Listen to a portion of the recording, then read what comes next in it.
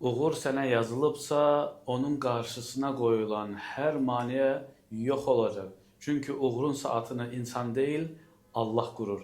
Hər şeyin bir əcəli olduğu kimi, hər yüksəlişin də bir vədəsi var.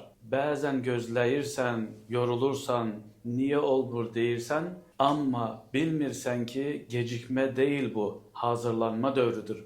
Allah bir bəndəni yüksəldəcəksə, əvvəl onun içini möhkəmləndirir. Duasını artırır, səbrini sınayır, gecələrini oyadır, ruhunu cilalayır.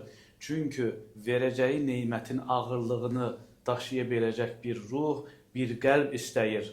Hamı uğur istəyir, amma az adam uğurun yetişmə prosesinə dözür. Çox az adam gizli ağrıları, səssiz gözyaşları, tənha gecələrin tərbiyəsini qəbul edir. Allah səni unuttuğu üçün gecikdirmir, səni qorumaq üçün gecikdirir. Etdiyin hər dua o an qəbul olsaydı, ağırlığı altında əzilərdin. Bir gün gələcək, Rəbbin sənə istədiyini verəcək. O an anlayacaqsan ki, səbir etdiyin hər gecə gücün tükənməsin deyə sənə qoyulan bir mərhələ imiş. Və o gün heç bir qüvvə, heç bir maneə Allahın sənə nəsib etməyə qərar verdiyi şeyi dayandıra bilməyəcək.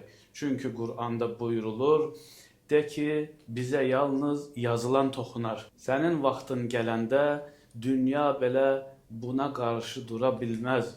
Odur ki, Allaha sığın, Allaha güvən, Allahdan istə, Allaha əmanət ol.